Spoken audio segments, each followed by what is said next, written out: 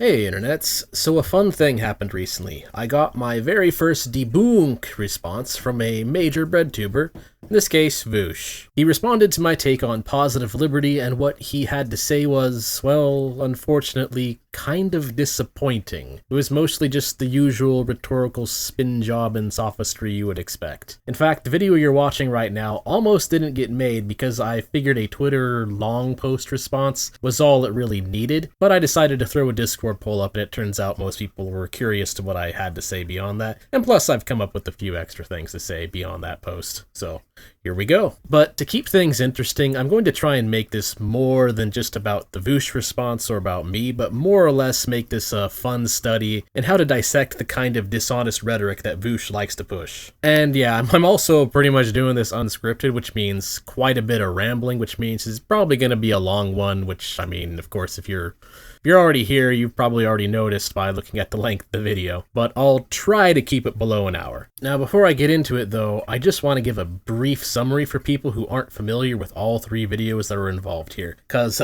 yeah, and another reason this video almost didn't get made is because I'm kind of committing a cardinal YouTube sin here of responding to a response on another response video, which is then based on another response to a response and back and forth and da-da-da-da-da.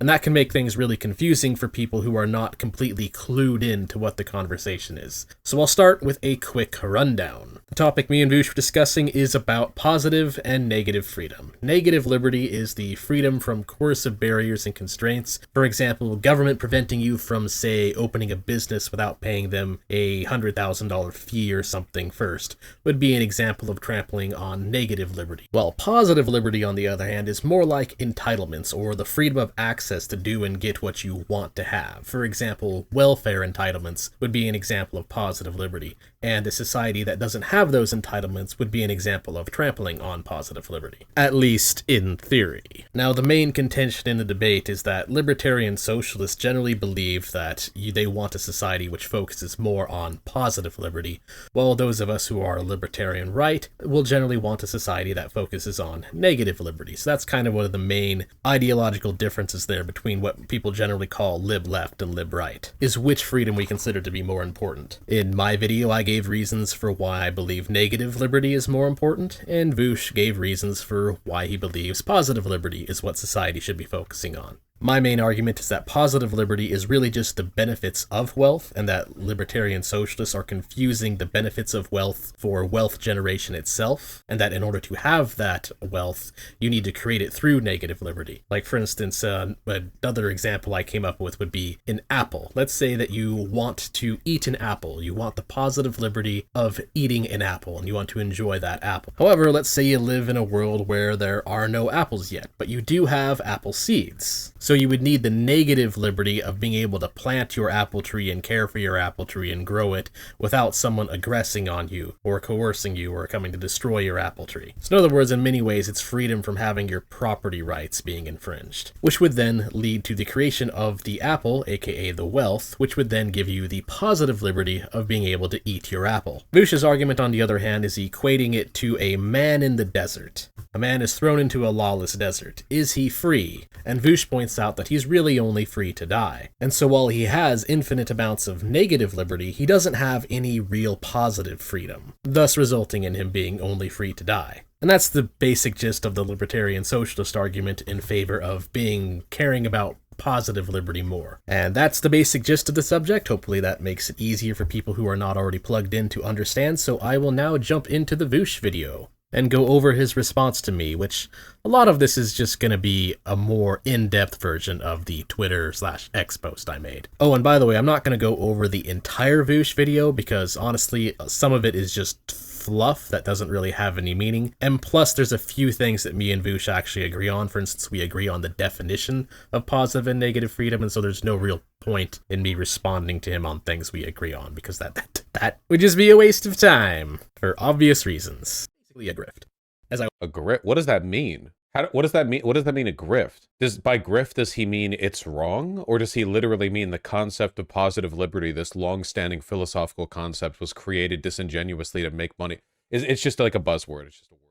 Yes, what is a grift? That's a good question, because Vaush kind of makes this complaint throughout the video. So by grift, I basically mean a scam. The definition of a grifter is basically someone who is engaging in scams or swindling or taking advantage of people. Now, when I call an argument a scam, or call it a grift, what I am basically saying is that it's an argument that tricks people into believing or accepting something that is the opposite of what they would accept if they actually understood the argument. And the reason I call positive liberty out as being a grift is because it tricks people into confusing, again, the benefits of wealth for wealth creation itself. And if they understood that, if people realized and fully comprehended the economics behind it and understood that you need negative freedom to get positive freedom, then people who accept and buy into the libertarian socialist positive freedom grift would realize that it is in fact nonsensical, that if you actually want the benefits of freedom, you would want to focus on negative liberty. In other words, if you really want a society that has a lot of positive freedom, you have to give it negative freedom. And this idea that you could have positive without the negative, or even just focusing more on positive freedom over negative freedom, is basically a grift. It's a scam that works on people who don't want to actually do any work and don't understand that you need to do work in order for society to have wealth. You need the freedom to plant and take care of that apple tree in order for the apple to exist. And for people to come around and say, oh, you can have the apple without that because magic is a grift. It's a scam. It's not actually real. Mankind did not come into this world with all of these modern technology and benefits for you get from it right from the get-go. No, we had to create all of that through negative freedom, which is basically the gist of what my argument is. But anyways, hopefully that clears up for what I consider to be a grift and how I use the word grift. Anyway, next clip. So for the example for negative liberty, imagine a baker who wants to bake some bread. And negative liberty and negative freedom. And we are really being inundated with like the iconography that right libertarians, aka high school boys, really care for, huh? With like the anime and the video games and such. There's a lot going on. So this is just some silly poisoning the well that Vaush sometimes likes to do. And in this case, it's really weird because Vaush does the same thing. He's got anime figurines in his background and he regularly plays video games on his stream. And I know that Vaush is smart enough to have the self-introspection to understand that he's criticizing me for something that he himself does. So he's basically just doing this for optics. It's pretty dumb, and it's one of the problems with this sort of live streamer bro react content. The baker is free to use his tools and ingredients to bake his bread how he wants to, without some external authority coming along and locking him up in jail or whatever, because his bread was not being baked in accordance to bread regulation number CUK 88490A section 17 on page 2465A of the Code of Screw You. Basically, he can make his bread how he wants, and he doesn't have to worry from external coercion stopping him for basically no reason. In practice, what he's saying is that you can't put cyanide in the bread.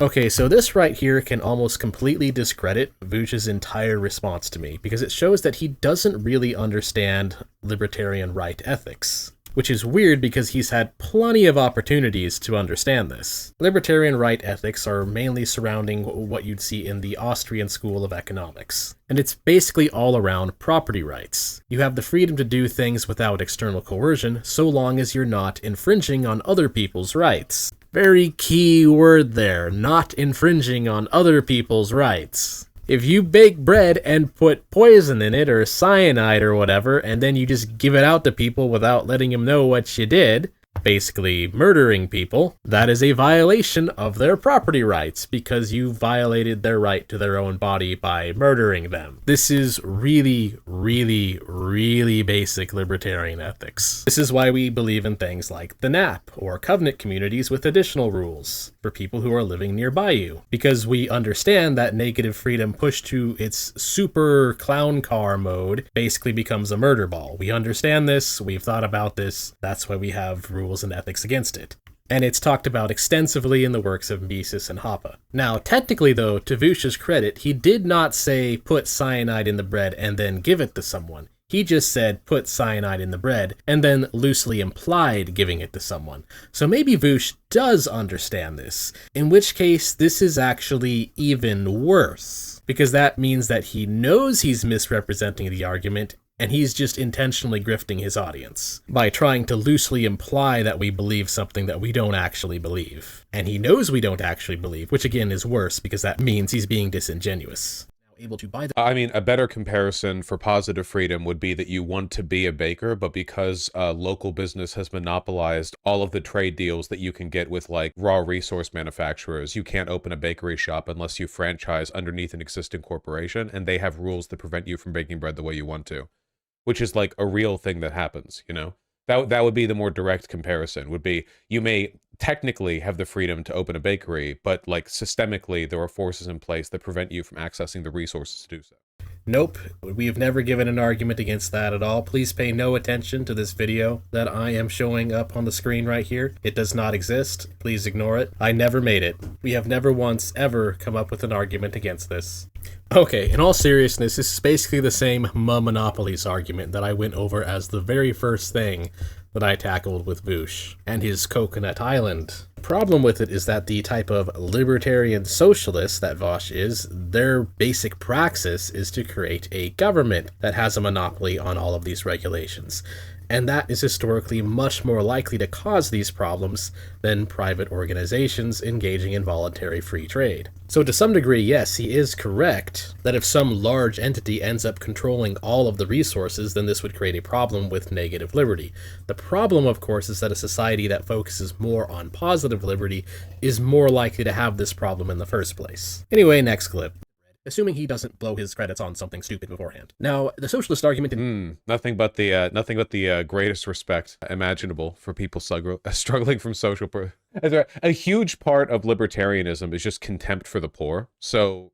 Yeah, I just hate the poor. That's why I want a society that focuses more on creating wealth, because I don't like the poor. Okay, in all seriousness, the easiest way to understand why this is a ridiculous argument is to understand that the average person living today is significantly more wealthy than the top 1% richest people living 150 years ago. And so if you were to go back in time and make this exact same argument Vaush is making 150 years ago, he would technically be saying, okay, let's have more equality, regardless of whether or not that's going to create more wealth, which would ultimately result in people having significantly less wealth 150 years later, aka to today. So imagine a society where we're more equal, but we're still at the same level of development as the 1920s at absolute best. Not exactly a great trade when you realize that, because that is what focusing on the benefits of wealth over the creation of wealth gets you. And that's kind of the sad thing about socialism in general. A lot of it is just coming from a standpoint of envy. They're totally okay with us being poor as long as we're more equal, which has been proven, by the way. They've asked socialists if they'd be okay with more equality if it meant less wealth overall,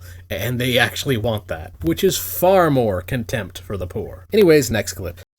Right off the bat, one of the easiest ways that you could discredit this video is that it's not possible to refute negative freedom versus positive freedom, because it's a philosophical juxtaposition in which if you accept the logic of one side, you accept the logic of the other. It's a framework for analysis. It's not like a mathematical equation or like a research outcome. You can't debunk positive liberty while preserving the framework that allows you to understand negative. That's not a thing, you know? So, you know, it's people who don't know what they're talking about will often do this, and they'll often overstate the extent to which they can criticize academic concepts or philosophical concepts. They'll talk about, like, you see this a lot with people saying that they can debunk socialism.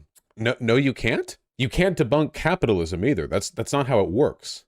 It's not the kind of thing that can be debunked, you know? So I think this is the point in Vaush's response where he realizes I'm not just another random person who doesn't know what they're talking about, and so he's now resorting to really silly, pedantic reasoning, which completely misrepresents the framework of the argument here. In all seriousness, this is the type of argument that only really sounds smart if you don't understand what he's saying. And I suspect Vaush knows this. So it's another optics ploy disguised as a rational argument. So what Vaush is basically doing here is he's performing his usual act of equivocation, where he's treating the act of debunking a concept and how it is defined as the same thing as debunking the reasoning behind how people think about that concept, which is utterly ridiculous and not the point of this conversation between positive and negative freedom at all. If that actually made any sense, then you wouldn't be allowed to poke holes in the reasoning behind any kind of ideology or philosophy, period, which is completely absurd. The format of my argument is really just showing various reasons why you need to focus more on negative freedom over positive freedom. It is the exact same framework that Vaush is using for the structure of his argument. He's just giving reasons in various hypothetical scenarios for why we should focus more on positive freedom and why positive freedom should matter more to society. Neither of us are trying to debunk said juxtaposition as Vaush words it. I could technically use the exact same word soup against Vaush and claim that he's the one who's trying to refute negative freedom versus positive freedom as a juxtaposition to compare the two. I'm not going to make that argument because for reasons I just stated, it's a stupid argument and it completely misrepresents what both of us are saying, but I totally could. And that's kind of one of the gold standards by which you can immediately tell that an argument is bad. If you can completely flip it on its head without actually changing the reasoning, and it can be used to prove the exact opposite of what it was originally claiming, it's usually a bad argument. Because when you apply it that way, you're basically refuting yourself, which is what Vaush is doing here. But on this flip side, it is kind of nice to see Vaush make this argument because I know from seeing a lot of his content that Vaush only engages in this type of equivocation when he knows that he's talking to someone who knows what they're talking about more than he does. So it's basically a compliment, actually, to get this kind of ridiculous reasoning coming out of Vaush. It's basically him going, oh crap, this guy actually knows what he's talking about. Time to engage in equivocation and arguing semantics. And pedantry over proper academic formatting, blah blah blah blah blah. So, yeah, thanks for the compliment, I guess. Anyway, next clip. Just theft. And that the way...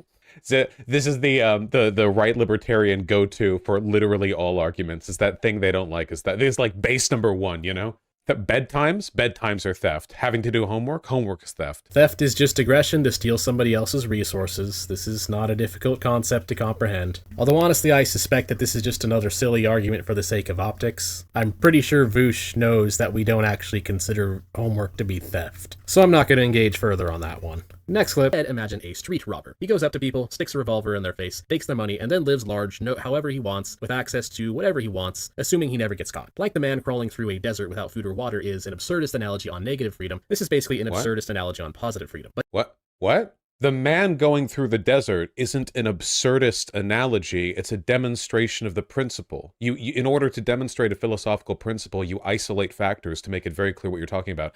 How on earth is a person going around robbing people a demonstration of positive liberty? The liberty of the people he's robbing is being violated. What? But it does prove a fairly simple point, or like Vaush said, provides a based philosophical argument, which is that positive freedom, while it technically provides the people enjoying that positive liberty more choices in life to pursue their goals, it generally necessitates interfering in the negative liberty of others. And that's No?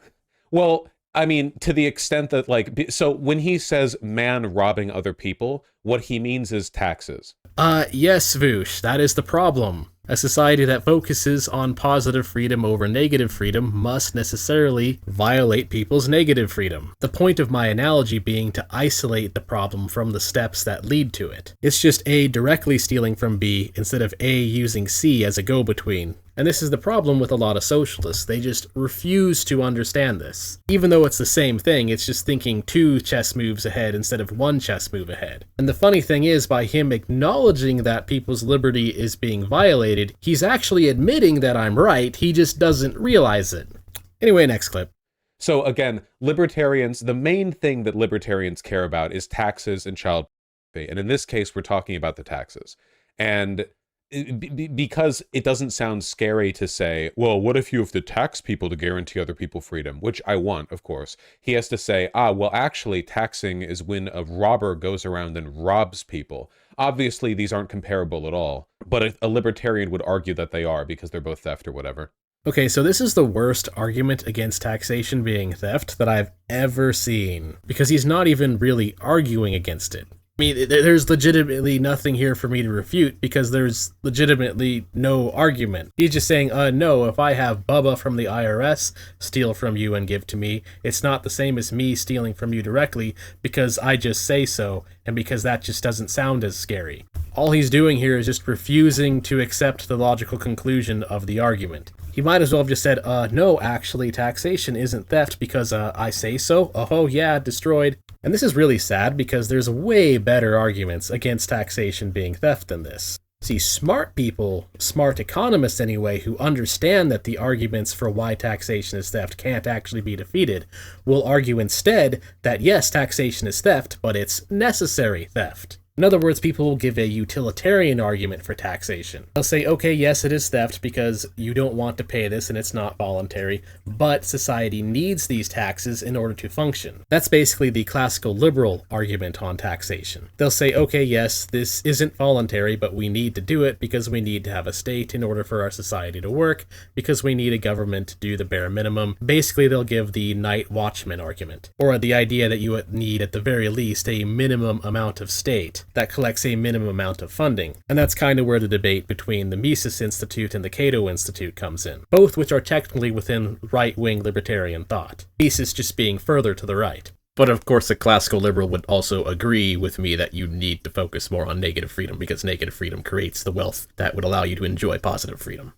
So the correct argument to make is surrounding whether or not it is a necessary evil, as opposed to what Vaush is saying here, where he's basically just giving no argument at all. There's legitimately nothing here. So I'll just move on to the next point. Bakeries could not exist without taxes in the modern form because taxes are what provides for the roads and the regulations for the food that allows them to bake it and the construction that allows them to house the bakery. On every level, taxes supply the resources that allow modern life to exist. The only way to get around that is to say, well, what if private corporations did all of it? In which case you would be paying for that too. Oh boy, roads. This was actually something I was going to do an entire episode on, and maybe I'll do it sometime. The basic gist of it is, if people want something, then that means there's a market for it, which means you could technically do it using the free market. The funny thing about roads is it's not even a good argument against this. Because at least in the United States of America, you might not know this, but the roads are already built by private companies. So if people in a city want roads and they want to do it without the government, they could technically just crowdfund those companies to build roads for them. However, in this context, it honestly doesn't really matter, because Vaush is arguing for positive freedom in regards to socialism, which is way more extreme than just anything to do with roads. And that's a really important thing to point out here. Even if you don't agree with the extreme position on positive and negative liberty either way, even if you don't agree with it in the extreme light that I'm pushing it, you have to at least accept the fact that on a base level, I'm correct. Things need to at the very least be slanted towards negative freedom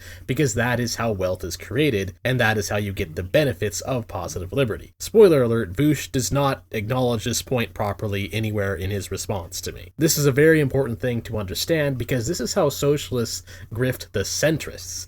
He's basically saying, oh hey, you already accept that the government taxes you for XYZ thing, so why not more taxation on ABC for more free stuff until we have socialism? Now, even if you don't agree with voluntarism or Hoppian covenant communities or anarcho-capitalism or any other spin on a potential system that uses Austrian economics that does away with taxes entirely, even if those things aren't your forte and you're not convinced by any of that, that doesn't change the fact that my point still stands for why negative liberty is needed to create positive liberty. And thus, at the very least, you will always want your economic system to be biased in favor of the negative, no matter how you cut it.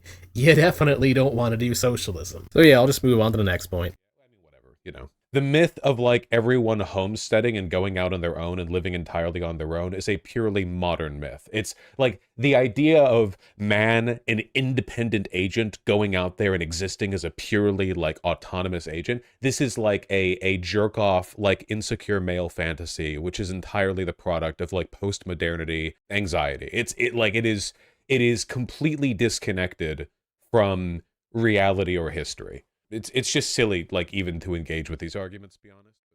So this is another thing that nobody on the libertarian right actually believes. Those of us who've sincerely studied this stuff understand that in practice, any form of Austro-libertarianism would be covenant communities and private cities. There's a pretty good article on this on Mises Institute. I don't remember the exact name of the article off the top of my head, but I'll link it and include it once I actually get to editing this video. Those of us on the libertarian right who actually research this stuff, or in other words, we understand that we live in a society. So this is just more of Vaush not really understanding what he's arguing against. Or I guess another way to put it is he's arguing against how a 14-year-old might misunderstand libertarianism at first glance.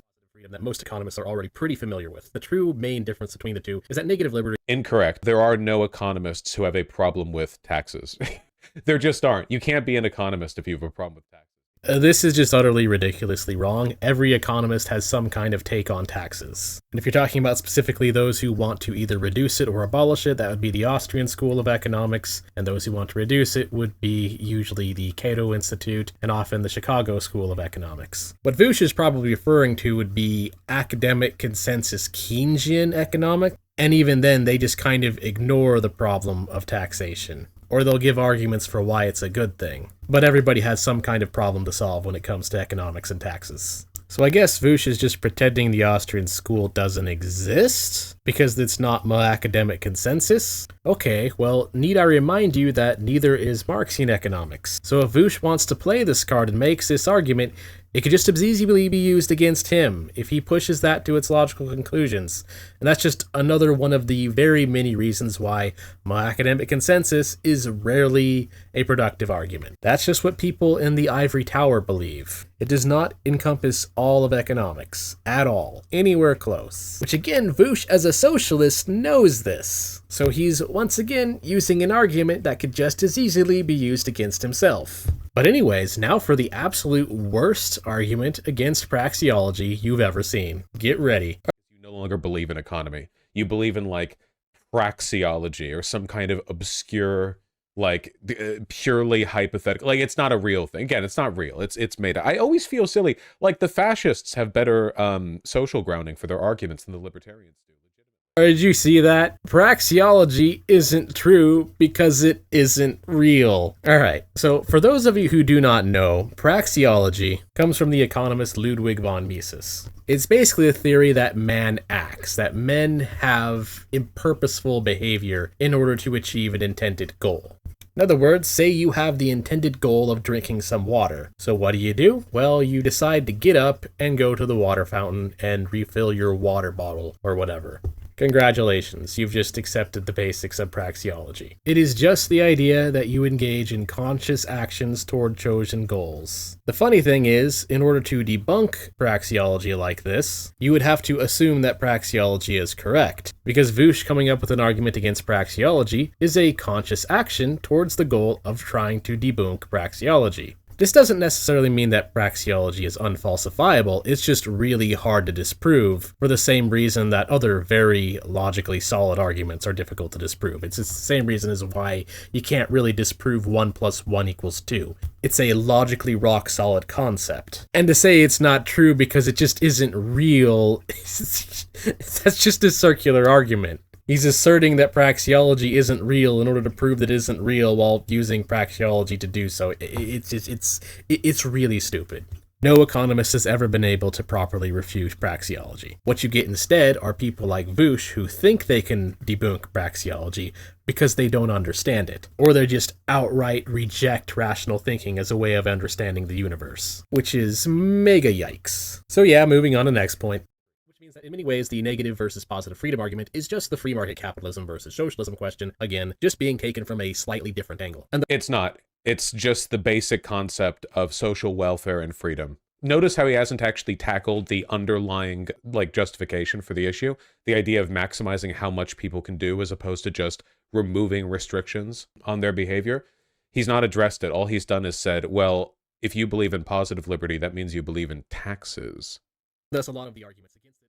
So this, once again, shows that Vaush doesn't really understand what my argument is. I have tackled the underlying justification for this issue. My point is that it's flawed because negative freedom will create the benefits of positive freedom. If you actually want the benefits of greater social welfare, you have to focus more on negative freedom, because that is what creates it. Again, Vaush is just confusing the benefits you get from having wealth with wealth generation itself. It's like he just doesn't get that. If you want to maximize the number of things that people can do, you need wealth. You need the stuff to be able to do it. The question here is, how do you get the stuff? How do you incentivize a society to create the stuff? And that is where socialism falls flat. That is my entire point. For instance, how in a socialist society do you convince people to do the jobs that nobody wants to do? For instance, who cleans the sewers out? It's an important question. It's a serious question because someone has to do it. In a market economy, the answer to this is really easy. If nobody wants to do it, then the demand for that job will gradually rise, and so the price for that job will rise until someone decides, hey, this is a really lucrative career. I'm gonna do this. But socialism really doesn't have an answer to this.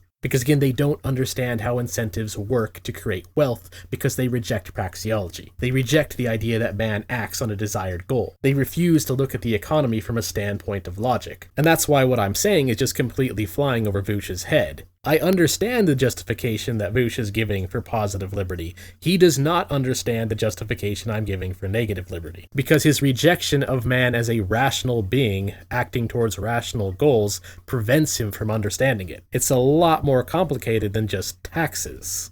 Anyway, I'll move on to the next point. Social welfare policies have generally increased the overall wealth of society, in fact, massively so. You can engage in a positive liberty-oriented standpoint without being a socialist. Like, again, you just have to believe in taxes. And since every society in existence applies taxes, except for, I don't know, Eastern Syria, Somalia, I don't know. Since all meaningful societies have taxes, all meaningful societies are in some way engaged in the underlying line of logic that supplies, the baseline for positive liberty arguments. So what you just saw was a post hoc ergo propter hoc fallacy, combined with shifting of the goalpost. Yes, it's true that just about every Western democracy or every first world country post-mid-1900s has adopted some kind of form or another of New Deal style basic level of social benefits program. There's no society that 100% fits the definition of free market, and there's no society right now that 100% fits the definition of socialism. Some come very close either way, but there's no 100%. But pointing to this doesn't actually prove the causation, because when you look at countries more closely, you see that the countries that adopted more socialist policies actually performed more poorly than countries that leaned more towards the free market. Again, this is another grift that socialists like to use to try and convince the centrists, even though socialists like Vaush would not consider any of these countries truly socialist. Yes, it's true that none of these countries have adopted the Austrian School of Economics method, but that doesn't prove that that's where their wealth comes from, and it certainly doesn't prove whether or not they'd be better off otherwise. And Vaush is definitely shifting the goalpost here, because yeah, it's true you can have some focus on positive liberty without being a socialist. And again, there's nothing wrong with positive liberty, because as I stated, I'm not trying to debunk the very concept of positive liberty. I'm just trying to explain why you need negative liberty in order to get to it. There's no dichotomy here. So simply pointing out that there's some societies that have some focus on positive freedom, but not as much as him, it's kind of a moot point. It doesn't really prove anything. Again, all kind of stemming from the fact that Vaush doesn't really understand my argument. Anyway, next point. Negative liberty. And why does he keep saying ethnics instead of ethics? Do you think he's just so used to making race realist arguments that his mouth just like trends towards that whenever he says something that's close to it? Yes, here we go. The whole thing of Vaush's stick. He really can't he can't do this. He is incapable of arguing against anyone to the right of them without at some point implying that they're either a secret racist or a Nazi or something along this line. And this is probably the most ridiculous one, but it's also a funny one because we can use Google AI to prove that it's incorrect. If you look at what Google AI picked up this transcript of my original video, you can see it does not say ethnics. And plus, people who watch my content all the time know that I don't use ethnic differences as arguments for anything anyways, so it doesn't really matter and it's just obviously false. But it is kind of funny to just have objective proof right here that Vaush is indeed suffering from some audio hallucinations. It's like he's so used to false accusations of bigotry as one of his main go-to non-arguments that he's actually mind-screwed himself into hearing it even when it's not happening. Are the Newtsies in the room with us right now, Vaush? I'm pretty sure when I watched this once before, Vaush actually does at one point call me a Newtsie. If he does, I just came up with a great thumbnail idea for this video. So moving on to the next point. Them. Also, you can take a look at how many elderly people died in poverty before and after the social security system was introduced. The government is just much, much, much, much, much, much better at it. Like 400 years ago in London, there probably were some Christian organizations that would try to help the poor and the homeless. But, you know, according to studies that I've definitely looked at, 99.9% of people in London 400 years ago died at 12 years old in miserable poverty. The government is just better at this. Okay, this is a really bad argument. Vaush is confusing the benefits of rising medical technology for state-backed social safety nets. No, people in London dying 400 years ago had nothing to do with social safety nets or anything like that. People used to die younger because medical science back then wasn't as advanced. Which, by the way, a lot of those breakthroughs come from private companies in the United States with the healthcare system that Vaush hates so much. So that's just another yikers argument right there. Or really just another post hoc or go propter hoc. Socialism is not when science, I'm sorry, no. Rather, scientific innovation overwhelmingly comes from the wealth created. So anyway, I'll move on to the next point. But the reality is that this has been tried before in the past, and it actually did work. In fact, for certain things like healthcare and whatnot, it worked arguably better than the current corporatist healthcare system that America has today. At the very least being... Wait, where? What? What do you mean corporatist? The private healthcare system? Since the 20th century, our large practice evil forget the patient. This term referred to a new method by which fraternal societies extended low-cost medical service to members. The usual approach was for a doctor to give basic healthcare in exchange for a salary based on the size of the membership. How is this a baseline provision? This is just people paying. This is people in a membership paying for medical care. Healthcare in exchange for a salary based on the size of the membership. What? This is just... How does this fix inaccessibility of healthcare for the poor? Yeah, it's just a less efficient version of insurance. This is literally how health insurance companies started. Yeah, this was the beginning point. This is like the origin point of how...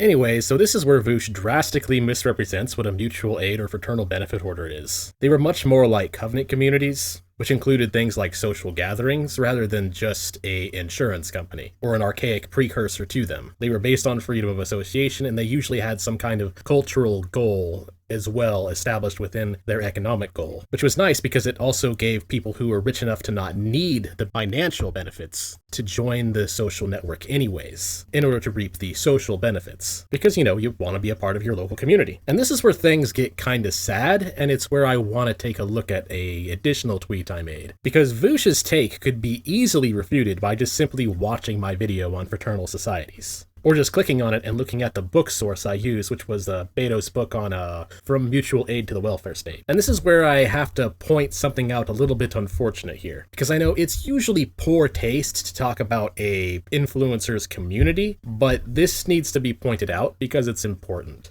Vaush's audience, unfortunately, as it turns out, does not fact check him in any meaningful way, at least not one that I can measure. When I first released the video on Vaush and the Positive Freedom Grift, people did check out the Fraternal Societies video to check what my source was and to see if I was correct, at least.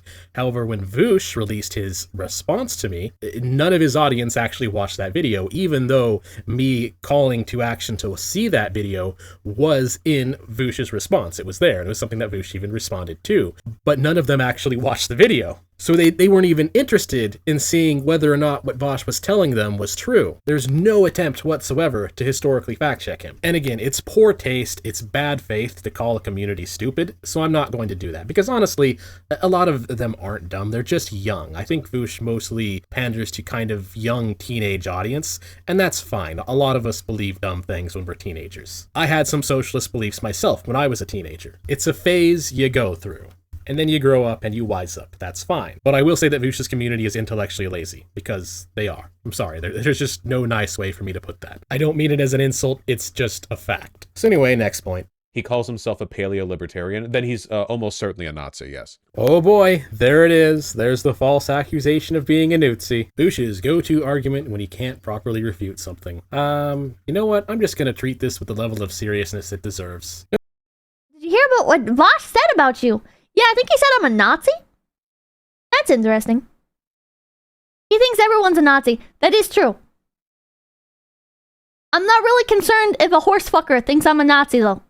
No, seriously, though, it's like a rite of passage. Like every right-wing content creator goes through this at some point. Vaush will just call you a Nazi. We all just go through this. It's a joke at this point, and it deserves the seriousness of a joke. So I'll just move on. Only 2/3 of each dollar budgeted to them, not the cost of delivery subsidies, $3 worth, $5 worth of relationships. I don't know what this is trying to demonstrate. Is this trying to like draw a cost comparison to a very small number of people who benefited the insurance practices back then, getting the ghost removed from their skull, compared to today's modern comprehensive medical system, where we don't have like 1 in 3 women die in childbirth. I don't know. I don't even know what point is being made here. Okay, what the heck is Vaush talking about right here? The study is very clearly showing the point where the government is wasting 2/3 of the tax revenue they get on bureaucracy and other nonsense before subsidy recipients actually get the money for either their corporate subsidy or welfare or whatever. I deliberately screenshotted the part of the study that makes it as easy as possible to understand. And somehow Vaush thinks that it has to do with cracking open someone's skull and removing the ghost from it. I'm sorry. I need to pause this. Okay, I'm back. I'm done laughing at how dumb Vaush is. Seriously though, this is the part of the study that is the most easiest you could possibly understand. It even has a little graphic that shows you 3 billion to government agency output 1 billion. Where are you getting ghosts from your skull from? Why do you think this has anything to do with medical science from back in the day? How could Vaush possibly look at this and not realize that we are talking about a completely different subject now? This isn't one of those academic papers that requires you to understand what an effect size is or requires you to know how to do a calculus graph in order to fact check it. This is about as simple as you could possibly get. The government wastes more money on bureaucracy than private companies do. It's really straightforward. I mean, at this point, I'm not sure if Vaush is just pretending to not understand this because he knows it refutes his point. I don't know. Seriously, I can't tell here. I really, really hope that he's just doing this for optics. Because if not, then wow. So I'll just move on to the next point again. Feeling itself to be slavery, just like the plantation owners had. Yes, in fact, plantation owners unironically had a lot of positive freedom from the wealth that they gained from slavery, with of course the problems that it was both unethical. Well, okay, did these slaves have positive freedom? No? Then it wasn't a good demonstration of positive freedom. He seems to be under the impression that an advocacy for positive freedom means you only advocate it for one single individual. Like, positive freedom enjoyers would love slavery because the slave owner has lots of positive freedom. Like, are there any other, like, entities in the equation here that might not have a lot of positive freedom? But again, he's like a Nazi or whatever, so it doesn't... For anyone... Yes, Vaush. When you focus entirely on positive freedom, it creates contradictions. That's the point. I think this is something I went over in my Twitter post. I shall pause and check. Yeah, it is. What I wrote back there is pretty much goes over the problem here. He's claiming that my comparison to slavery with positive freedom doesn't count because he wants that freedom for everybody. And that's just him admitting that freedom has to privilege the individual in order for it to be valid, which refutes his entire point. That is actually the basis for Hoppianism's argumentation ethics. And so for Vaush to recognize that this is a problem, he is actually accidentally agreeing with Hans Hermann Hoppe. If you agree that you cannot infringe on individual property rights in order to gain freedom, then you are agreeing with the basis of what those ethics are. He's admitting that the libertarian right take on ethics is correct, and he just doesn't even realize that he's doing so. Probably because he doesn't really understand the argument, again, from what I wrote on X. I'm not directly accusing everyone who wants to focus on positive liberty as wanting to own a slave plantation. I'm just accusing them of not understanding that that's the logical conclusion of their beliefs. Anyway, next up, although I'm only going to do a few more of these clips because at this point it's already pretty clear that Vaush doesn't really understand my argument and has no intention of understanding it. Have a good system? If you think that you are entitled to somebody else being forced to do work in order to pay for your livelihood, then yeah, that's pretty much the definition of slavery there. Which brings me to the third and final refutation. That's not even remotely. It's called a job expectation. Like, you have to do your job. Like, you're not taxed no matter what. If you do a job, you have job expectations. They make this argument all the time about Medicare for all, where it's like, did you know it's actually slavery to expect a doctor to provide you medical practice? No, that's just their job. They can quit. They could not have that job. Like, when I worked at a frozen yogurt shop, it wasn't slavery for a customer to come in and ask me to ring them up, even though it felt like it at the time. Okay, so let's push this to its logical conclusion. Let's say that you believe that healthcare is a human right, and you live in a communist utopia, and no one wants to be a doctor. How do you solve this? Yeah. See, if you believe that something is a human right, that ultimately means you believe it's more than just a job. You believe that it is an entitlement. And this is actually why every communist regime eventually ended up having forced work camps. because ultimately these jobs do have to get done, but it's a choice between rewarding people for doing them, which is what the free market does, or punishing people for not doing them. That's pretty much the logical conclusion of what Vaush is saying here. It is slavery, he's just refusing to push the reasoning that far. He's basically saying, no, I don't believe in y, I believe in y plus 1 minus 1. Oh, see, because I refuse to actually do my equation, that means I don't have to actually face the conclusion of that equation. Brilliant! Anyway, moving on. Wasn't it? When man first stepped on this earth, we had nothing. We were in the wilderness and had absolutely nothing, but we did have freedom. And from that, we built everything we had. From cavemen to communal societies to more advanced civilizations like the Bronze Age and the Iron Age, all eventually bringing us to what we have today. But what if we didn't have that? What if we were to go back in time and push this idea of positive liberty and more equality to its logical conclusion? But of course, not from the perspective of our modern technologically advanced society we have today, oh no. Instead, let's go back in time. What if humans had no negative liberty during our hunter-gatherer days? Say some advanced— Wait, does he think that having positive liberty means not having negative liberty? Wait, hold on. I just realized. Does he think these are like a mutually exclusive dichotomy? Obviously, having positive freedom means, since positive freedom is about the ability to act on your desires, you couldn't have that if you had no negative freedom. Okay, this is where Vaush comes very, very close to understanding what I'm saying, but so very far. No, I don't think it's mutually exclusive. I'm just pointing out that Vaush is putting the cart before the horse, because you need negative liberty in order to get you to positive liberty, because negative liberty creates the wealth, and positive liberty is basically just enjoying the wealth. But instead, Vaush is making the mistake of taking what I'm saying too literally. I don't mean absolutely zero negative freedom, I just mean close to it, in comparison to what early humans actually had. It's like there's no attempt here to really understand what I'm saying. I'm not saying that it's a zero-sum game. My point is that when you privilege negative freedom, you get both. So yeah, next point. Okay. Advanced aliens came to Earth all the way from Andromeda and said, okay guys, we are going to permanently implement communism now for your own good. You are only allowed to keep eating the berries off the plants. You are only allowed to hunt X animals a day. You Is that communism? Okay. Some kind of alien space communism.